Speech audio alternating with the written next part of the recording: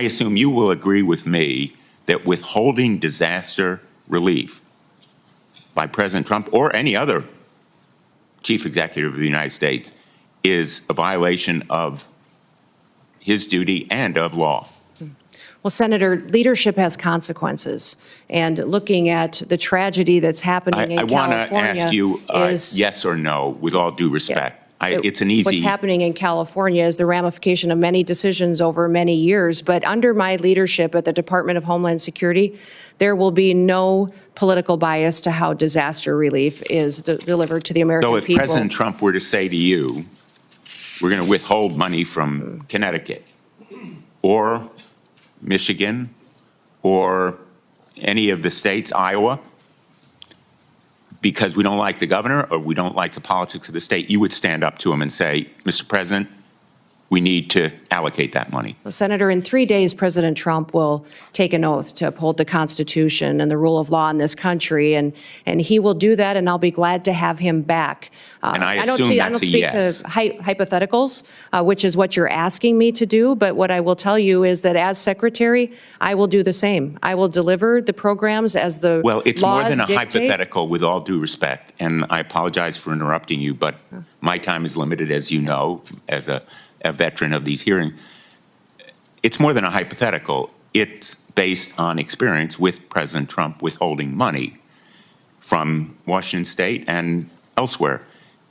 I need to know from you, will you stand up to the President and say, no, the Constitution and the Impoundment Act requires us, for example, to allocate the $100 billion that we have just appropriated in the last session to states like Connecticut, $3 million, Texas, $10 million, almost every one of the states represented here.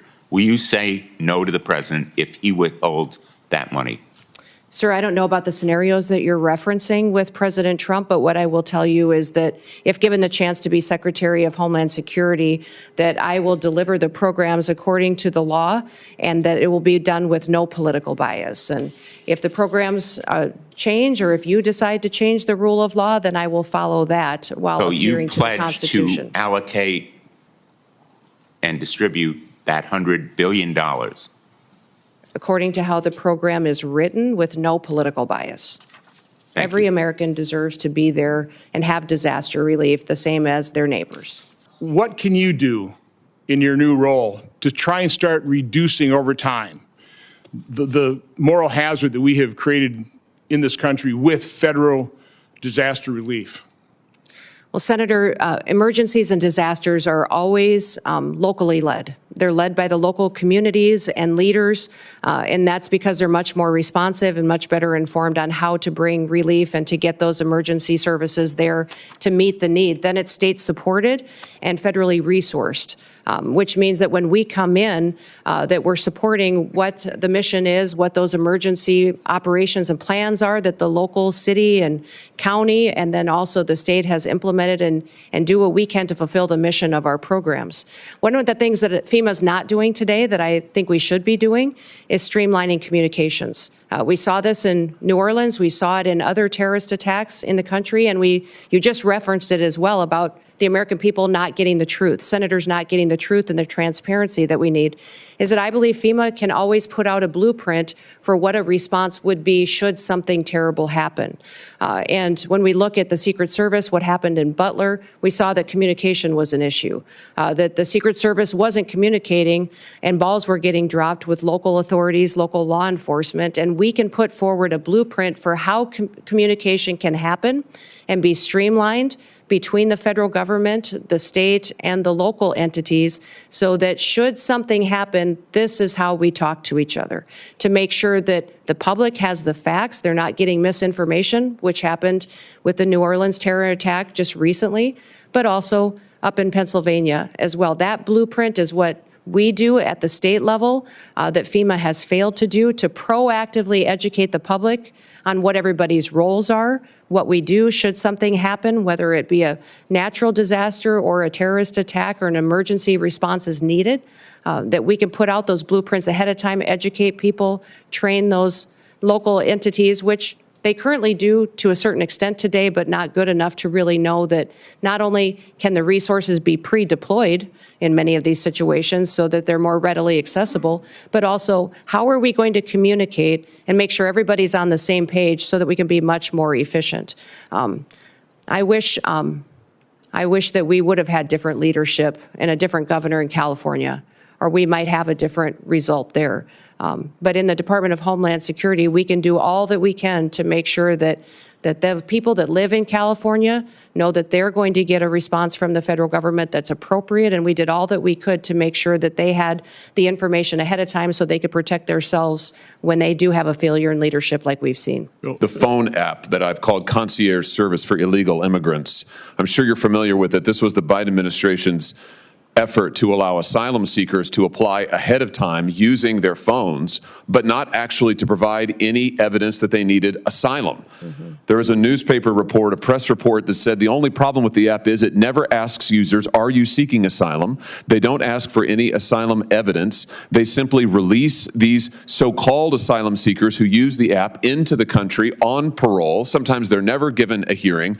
The Inspector General actually did a report, a full investigation report on CBP One, and found that frequently users of this app were claiming the same addresses in the United States as their intended destination, even though they didn't know each other, they weren't family connections. In other words, it has been completely abused.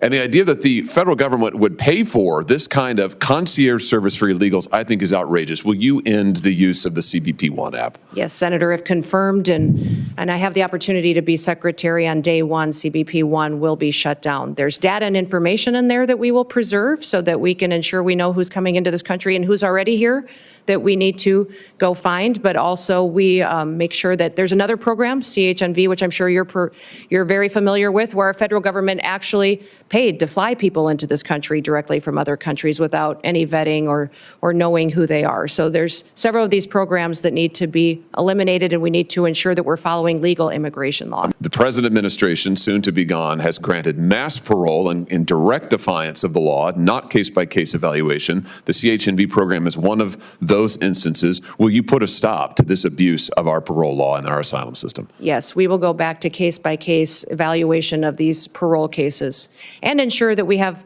more resources if you will partner with us to make sure that our legal immigration system is fully utilized, that we have more judges, more immigration courts so that we can process people legally and make sure that they are going through that process rather than like Joe Biden has done, use this as an excuse to allow people to come into our country with no consequence. The kids who were victims of this policy and who still are not big back with their parents. I hope that you will support that kind of effort. Senator, the Trump administration never had a family separation policy. They had a zero tolerance policy, which said that our laws would be followed. What I'm alarmed by is the over 300,000 children that went missing during the Biden administration. And when we talk about children and what they're potentially facing as far as victimization in this country and the trafficking that's going on, this administration's lack of desire to find out where those children are or what they may be going through is alarming to me. So I want to stop that. Because my time is expiring, I'm just going to interrupt again with apologies to say, let's put aside. Well, I can't put aside 340,000 children. Let's put aside what happened in the past. There are still 1,000 children who are separated and waiting to be reunited. I'd like your commitment that you're going to continue the effort to reunite them with their parents. Senator, keeping families together is critically important to me and to this country. I'm concerned about Laken Riley's family, that they no longer have her.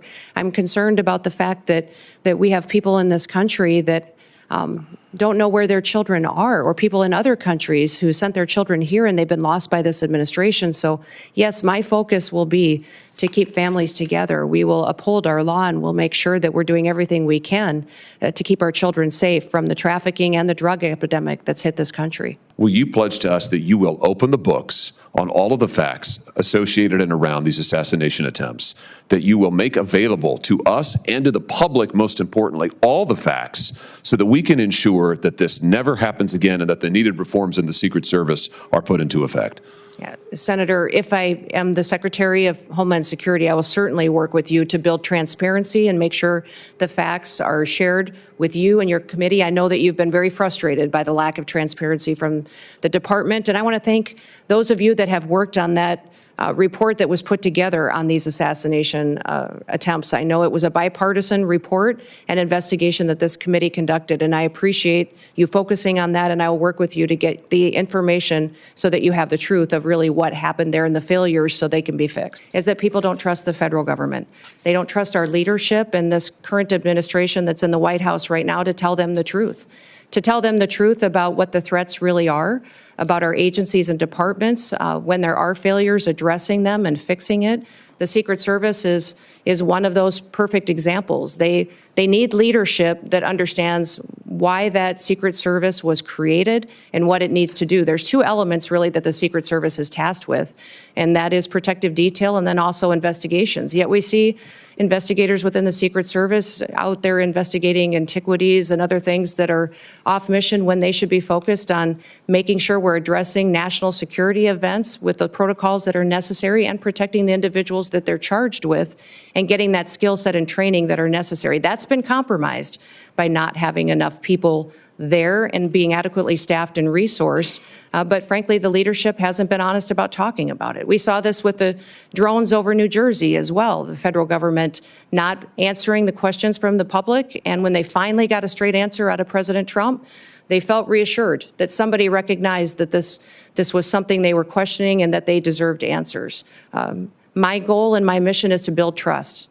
We will undertake a large job and a large duty that we have to fulfill, that the American people expect us to do by securing our border, to make sure that our nation is a nation with borders or we're no nation at all, and that we are making sure that those criminal actors that are perpetuating violence in our communities and in our cities and towns and states are removed from this country, that there's consequences for breaking the law in our country again. There has to be consequences because when Americans break the law, there's consequences.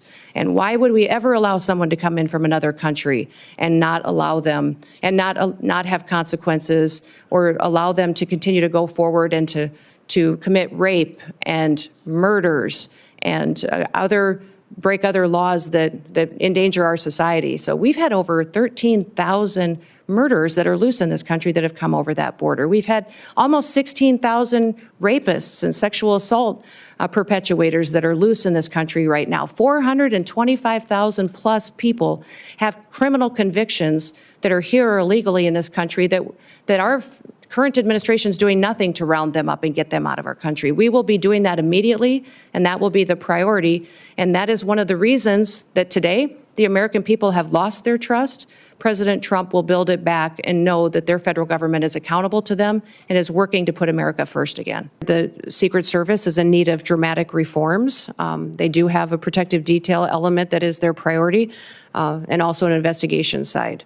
My understanding is that that investigation side is often used to train the protective detailed officers, but clearly they are not focusing on what their true duty is, and it needs to get back onto what they were created for, and that was the protective detail mission and emergency. I also want to ask you about domestic terrorism events. Unrelated to groups outside our borders, we've seen a rise in anti-Semitism in this country. It has spiked beyond any prediction. Yeah. And I want to know of your concern with anti-Semitist, racist events, Charlottesville, Buffalo, Pittsburgh. There's a shorthand for these violent terrorist acts against people in the United States.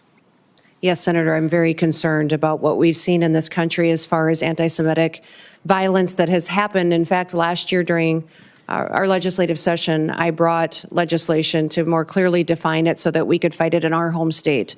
And I'm hopeful I can work with you to continue to do what we can to make sure that we are addressing this rising threat and not facilitating it in this country. And I just want to make sure that when you say we're protecting Americans against terrorism, that we're protecting all Americans, including people in mosques, in churches, in synagogues, people regardless of their worship, their race, their background. We need to protect all Americans from anti-Semitism, racism, Islamophobia. I hope you'll commit to that effort. Yes, correct. Thank you, Senator, and I look forward to working with you to do that. It's absolutely essential that we address this threat. What we're seeing around the world and what we're seeing in daily activities should be a concern. I think this is just a matter of time. It's not if, it's when, and we need to be on the front end of that. And with that in mind, I want to remind folks that Congress just recently extended critical counter UAS authority, counter drone authority, only for a short time basis for the 12th time. We only do these little tiny short-term extensions, and we aren't dealing with the problem comprehensively as we should. And those are going to expire on March 14th, a very short time from now. And so my question for you, Governor, is if confirmed as DH Secretary, will you commit to working with me and my colleagues to pass durable, long-term authorities that will protect this country from what is a real threat and it's just a matter of time? And I don't want to have a horrible incident occur and people wonder why we didn't take action beforehand. So please address that. Senator, I look forward to working with you in this committee to address the threats we may face and the usage of drones in this country and in relation to our national security interests and our homeland security interests. So thank you for bringing up the conversation today, because it is one of the areas within DHS that we have a responsibility to address in cooperation with Congress. We just found out that the Treasury Department had a cyber attack on December 8th from China. And no surprise here, they access servers through work from home software. So it all ties together. We need more people back in the offices, making sure that any communications are secured, any work is secured. And to that, I know the Biden administration has put a huge emphasis on the cyber bureaucracy, but they haven't really done anything about it. And they haven't given any authority to those that are enforcing the standards. So we need to enforce the standards that are set forth to make sure the cybersecurity is truly there.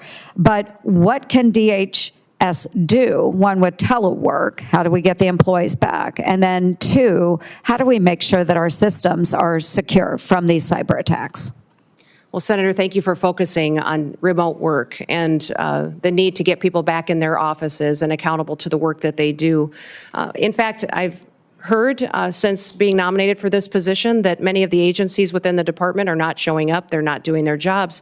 But even FEMA, who is responsible for disaster response, that they have the alternative, some of these employees, to not even respond to a disaster, which might explain the horrific results that we saw in North Carolina when they had such a terrible disaster that impacted families and communities, and FEMA failed them so miserably. If it's not even a responsibility of them to show up when terrible things happen, what other day-to-day activities are not getting done because they're working for home or not doing their job at all. You talked about cybersecurity and the need to ensure that our systems are safe and secure. One of the things that disturbs me the most is that we don't necessarily even know how some of these espionage attacks that have infiltrated our systems have happened. We don't know how to stop them yet. We don't have the knowledge, and that our departments and intelligence agencies and cybersecurity agencies have become siloed and aren't working together to stay in front of these bad actors. But many times our most vulnerable area happens at the state and local level. Some of these smaller entities that feed information into our systems is where they choose to infiltrate and get our data and to really hold for ransom many of these companies and then impact our federal systems as well. So one of the first meetings I had when I was elected governor with the former governor during the transition was he said the number one priority you're going to have as governor is to secure our systems.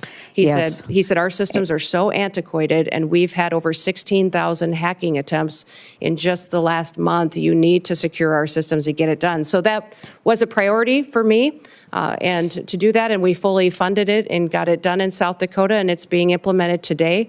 I look forward to doing that at the federal level to make sure that people's data and information is safe, but also our country is safe from these bad actors that have a plan to take us out. Thank you for watching. Make sure you subscribe to our YouTube channel and watch more videos from News Channel 20.